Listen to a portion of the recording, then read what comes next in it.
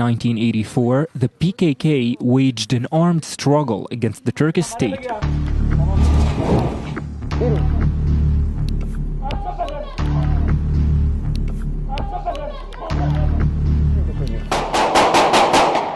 According to Turkish sources, up to 2008, the conflict between Turkey and the PKK resulted in over 40,000 deaths, including PKK members, the Turkish military, and civilians.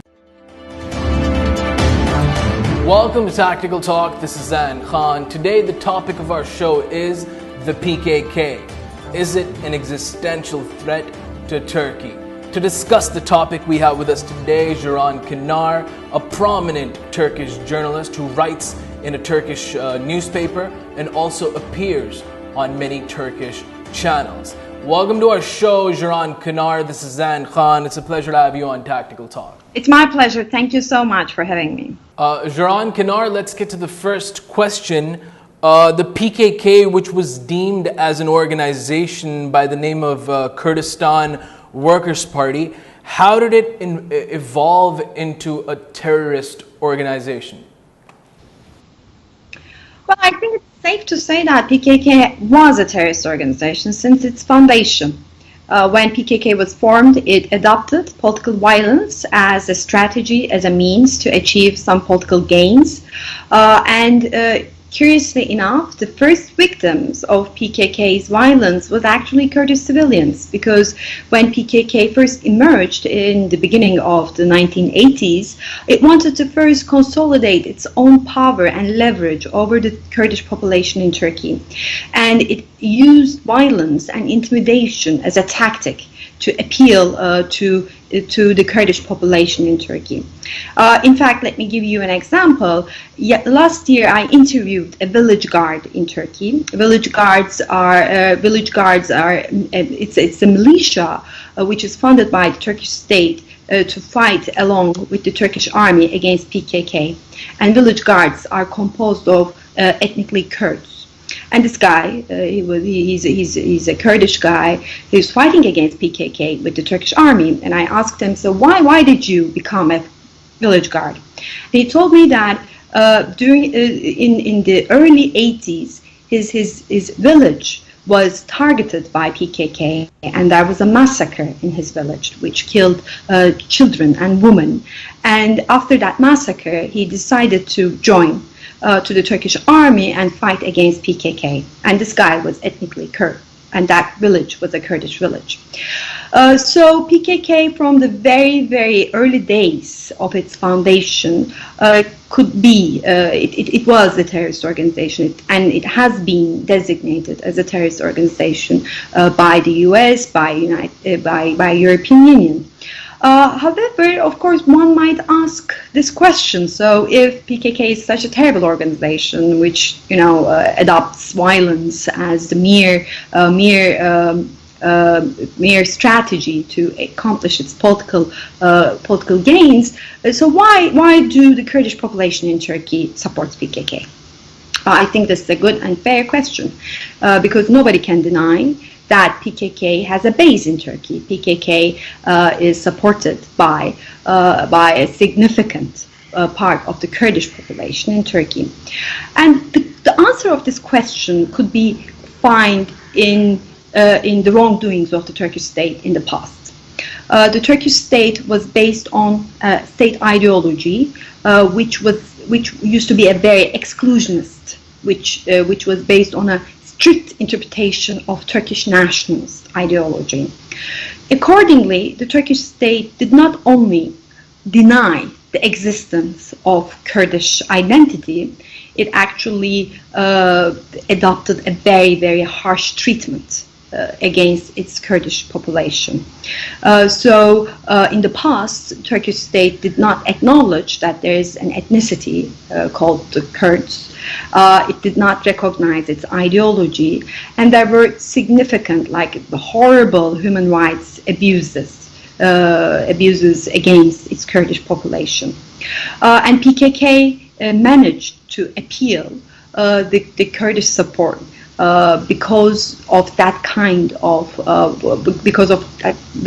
of horrible, obscene obscene approach to an ethnic minority. However, the Turkish state has changed during the last 3 decades, yet PKK did not. Turkish state has changed its policy towards its Kurdish population. It first acknowledged, recognized the Kurdish identity, and especially during the last decade, there were serious reform attempts to grant Kurds the rights they deserve. Let me, for example, give you an example. The Turkish state did not, in the past, it did not recognize the Kurdish language, and it was banned. Kurdish language was banned in Turkey. But now there's a state channel in Turkey which broadcasts in Kurdish language. So this shows actually how the Turkish state's attitude towards that question has shifted. However, as the Turkish state has changed, as there were significant reforms on the Kurdish problem, on the Kurdish issue, PKK did not change. PKK actually keeps its militant Stalinist ideology intact. There's no kind of change in its political outlook, and PKK still adopts violence as the sole strategy to accomplish its political gains. While there's a pro-Kurdish party represented in the Turkish parliament right now, and it won 80 seats in the last election. So here we're talking about a major, political movement represented in the parliament. However, PKK is still insisting on using arms to promote Kurdish rights, while there's a room for politics right now in Turkey, which was absent when PKK was formed. When PKK was formed, the Turkish state did not allow Kurdish politicians, civilians, to promote Kurdish rights through peaceful methods, because the politicians were imprisoned, Kurdish parties were closed down, and PKK emerged as an alternative for many Kurds in Turkey. However, the situation has changed right now, and there's a room right now. There's a civilian room to promote Kurdish rights. Kurds are represented in the parliament, while PKK is still adopting arms as the sole strategy. Ceren, you're making a valid point here. The PKK has waged terrorist attacks on Turkey since 1984. Can you tell us how many lives have been lost in these terrorist attacks? The exact number is not known, but it is estimated that more than 30,000 people have lost their lives in this conflict. There are some who claim that it's even higher, that more than 35,000 people lost their lives.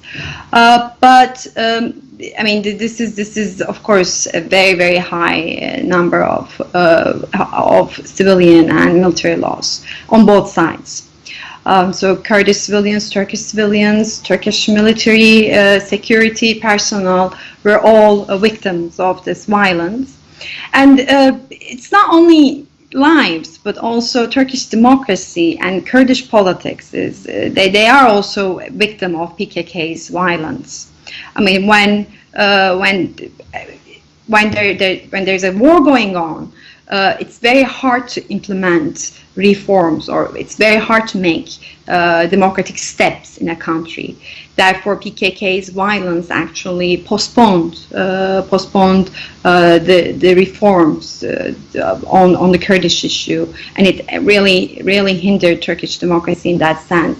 And it also actually harmed Kurdish politics, Kurdish civilian politics, in the sense that it hijacked the voice of Kurdish civilians, Kurdish politicians who wanted to promote Kurdish rights through peaceful ways.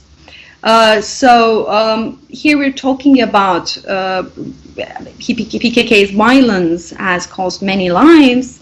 It created a very severe humanitarian crisis in the southeast region of Turkey, and also hindered democratization in Turkey and hijacked Kurdish politics.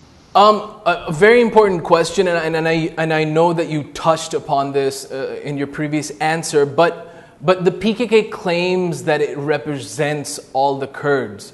What's your opinion on that? Does the PKK represent all Kurds in Turkey? Well, that's of course not the case. For example, if we're talking about the Turkish case, we see that AKP, for example, there's a significant Kurdish population who votes for the AKP. AKP is the second most popular party. The ruling party, AKP, the ruling party, is the second most popular party in the Kurdish cities in Turkey. So first, in Turkey, not all Kurds vote for HDP, which is the affiliated organization of PKK. Not all Kurds support PKK, and I mentioned about the village guards, for example, ethnically Kurd militias who are fighting against PKK. So in Turkey, it's safe to say that the Kurds are divided about their approach and perception of PKK. But also, if we take a look at in the region, we would see that, for example, the Iraqi Kurds are very different than PKK. I mean, they share a very, very different political vision than PKK. We know that, for example, Barzani and the Kurdistan Democratic Party is the leading political party in Iraqi Kurdistan, and PKK has attacked Barzani and his party quite often. So it's not true that PKK is representing all Kurds, not in Turkey or in the region. However, when we look at international media, we often see, especially in Western media, we see, for example, when they're talking about PKK or PYD, they use the word Kurds, right? I mean, for example, when they're making a story about a clash between PKK and Turkish army, it's like the Turkish army versus Kurds. Or when, for example, PYD is doing an offensive in Syria, it's the Kurds who are.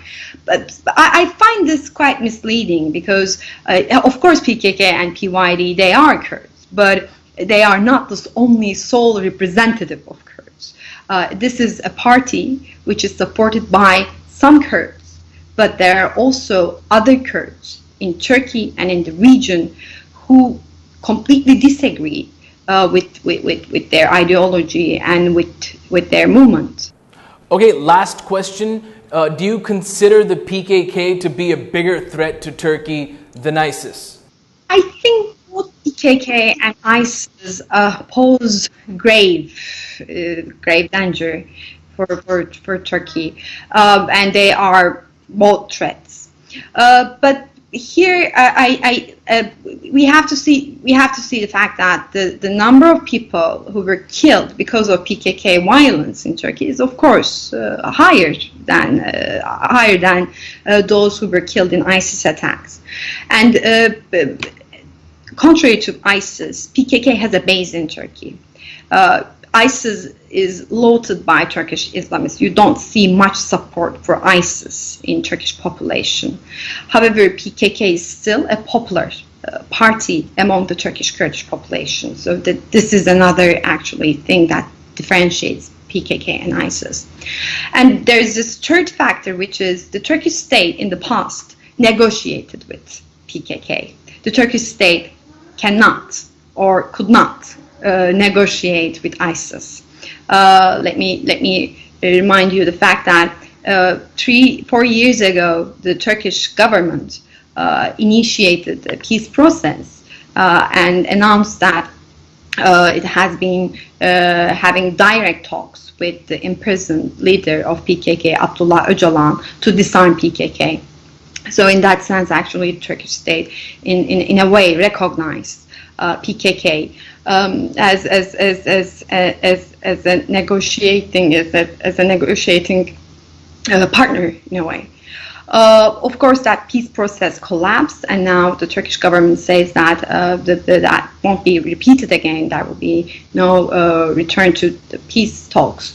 But that also actually kind of demonstrates that Turkish state's attitude toward PKK and ISIS is in that sense different. But I don't see much difference between groups who use violence as a political tool in a democracy. I mean, Turkey is a democracy. It's a flawed democracy, but still, it's a democracy. There is free and fair elections in Turkey. As I said, Kurds are represented in the parliament. If and the parliament is the venue there where the Kurdish rights can be promoted. And if there is an organization who is still insisting on using arms against civilians and military targets, this is terrorism. And in that sense, I don't see much difference in how PKK and ISIS actually operates. Both attack civilians, both use suicide bombers as a way to promote their cause. Both use child soldiers. Both share a fanatical worldview, a very extremist ideology. So in that sense, I don't see much difference between PKK and ISIS. Thank you so much, Zain Kenar, for being on Tactical Talk. It was a pleasure having you. Thank you very much. It's my pleasure. This was Zain Kenar, a prominent Turkish journalist, discussing the PKK and is it an existential threat to Turkey. Until the next episode of Tactical Talk, this is Zain Khan. Take care and goodbye.